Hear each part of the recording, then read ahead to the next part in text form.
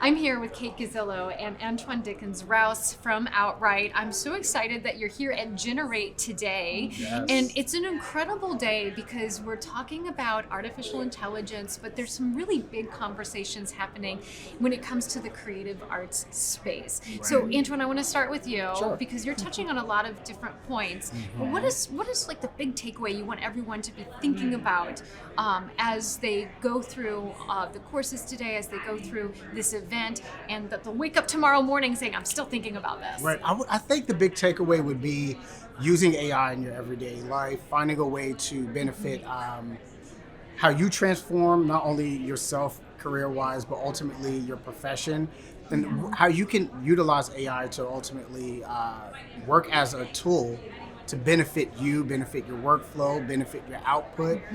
Don't use it necessarily as something to do the work for you. I understand we're having like conversations about agents and everything at this moment, but ultimately just make it a friend, make it a buddy, make it a partner, make it a coworker, and really like find your way through those tools. Find your voice through those tools.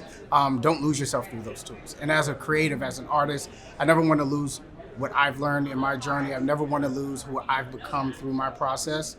But with AI, I want to actually amplify my voice, amplify my reach, and amplify the way that I just like tell stories to the world. So I want everyone to do that everywhere. You're enhancing what you do. You're Antoine with a capital A. Yes, yes. Yes, exactly. And Kate, what about you? What are you hoping that everybody, tomorrow morning they're still thinking about? Yes, I hope they really take away that you can rethink the way we're approaching it to solve problems, to better creativity, as Antoine said, and to create a space that we haven't yet thought about.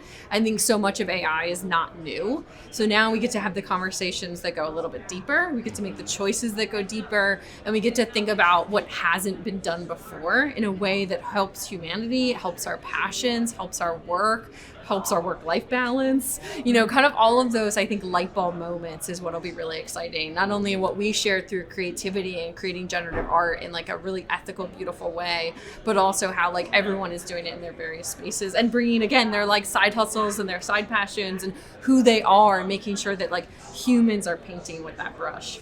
And let's talk about paintings for a Yes. moment, because you brought some visual arts that AI had a hand in. So, but there's real. Tell me a little bit about this. Where to start with Alright. it? I think we always start with like, this was such a leap of faith, but also something that was slowly being prepared for in the background for us for so long. Antoine and I really wanted to be bleeding edge. We wanted to be kind of first in class, but we wanted to be those early adopters because we had already touched AI 10 years ago. We won't date ourselves, but we knew it was something that was going to affect our business. So we wanted to affect it in a way that was beautiful for creative. So yeah, we were able to then create these beautiful portraits through a combination of probably 4 or 5 different platforms, though Midjourney sometimes gets the most amount of love. It wasn't the only one. And we made these beautiful world-building portraits to talk about world-changing science and the scientists that were embodied in them, the real people that we got to show. Yeah, and I, to echo that a little bit, it's also just we had these conversations with our teams far before taking on the project, and ultimately, I like to believe in manifestation and everything, and I want to say we spoke it up so much that a client kind of like fell out of the sky ultimately and said, "Hey, you want to play with AI a little bit? Yeah. Like We're let's ready." really do this, and it kind of forced us to learn AI in a different way. When we were using AI previously, it was more so for inspiration, more so for just like developing content on how to speak through a concept, like using ChatGPT, the LLMs for language, but not necessarily for visuals.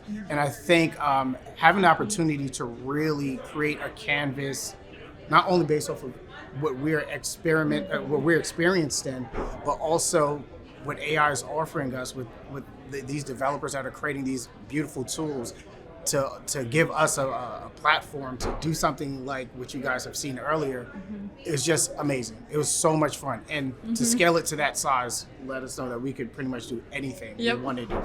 Yeah, So it was awesome. I mean, you can't miss these beautiful paintings as Yeah. everyone's coming in. They're taking a look at it. There's a lot of oohs and ahs.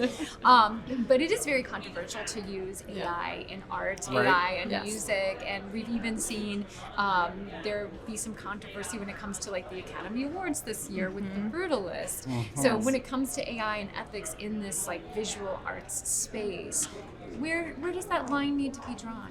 The biggest thing that we ask and that we start every conversation with is to ask questions. Right. You want to be really transparent with your clients. You want to be really transparent in the brief, and also align day one the why that it should be AI, just to start. Not just like it's AI because it's fun and new. We always Right. want to go away from the shiny object mentality and into like really purpose-driven decisions. In this brief for this client, for this magical and for this short timeline, it checked all those boxes. It was the right move to do it. It was the right time to use the time and energy of AI.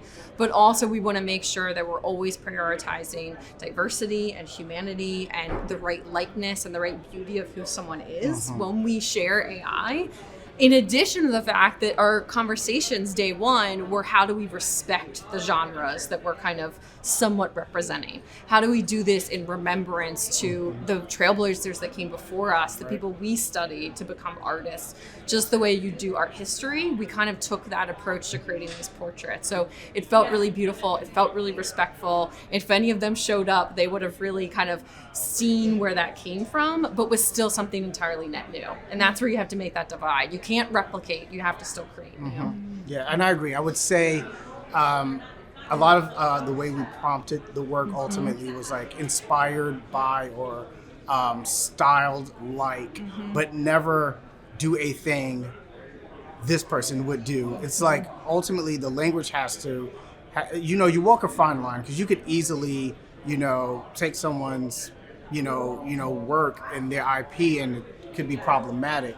But ultimately what we wanted to do was infuse our voice in it as much as we can while following certain techniques Yes. that a painter would use, or even like an artist, like as a producer, like there are tools now that like I can name one, but there are tools like Synth GPT where you can just say, I want this thing, and using these instruments, and it'll kick out full-on MIDI files of a melody that you didn't play yourself.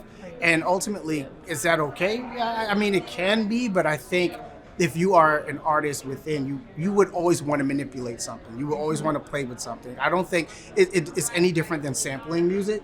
Right. Ultimately, when like DJs would take a record, put that on the turntable, change and speed the cadence of the artist's voice and put that on the song. It's ultimately similar, but you're not necessarily tapping into royalties and having to get permissions as long as you're not using someone's voice. But I think being able to create something at a faster pace helps you, I think, one, have more work that you could touch now.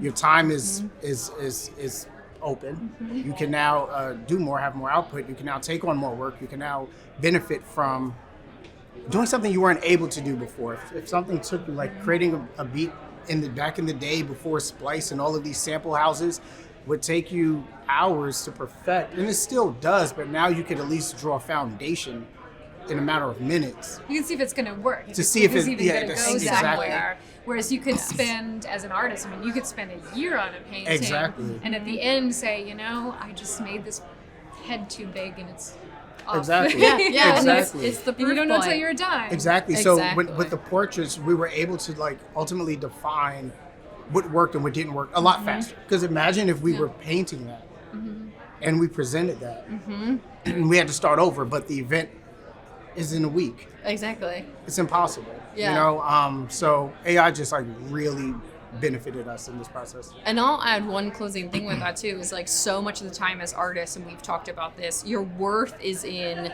the time. I'm most proud of this because this took me the most amount of time. But us as an agency, as well as I think our personal passions on the work, is like it shouldn't always be the doing, it should be the thinking. So did I think about this the most? Was it the deepest story? Was it the deepest meaning? And so with AI, if we're saving a little bit more time on the doing when it's right, we get more time for the thinking. Okay. And so I that love way that. you're adding all of that intention, you're adding all of that humanity because of all of the process of just like evolving it. And like so many people forget, like Leonardo da Vinci had a team. The Florentine Right. masters were a collective. No one has done art as like two hands by themselves. And AI is just another paintbrush that we get to like add to that, like we said. And I would really much like to see, AI doing like the laundry, the dishes, so we That's have more coming. time for the art. That's coming. Right? That's coming. Yes, yes. Antoine and Kate, thank you so much. Thank you. Thank you so much. It's been lovely.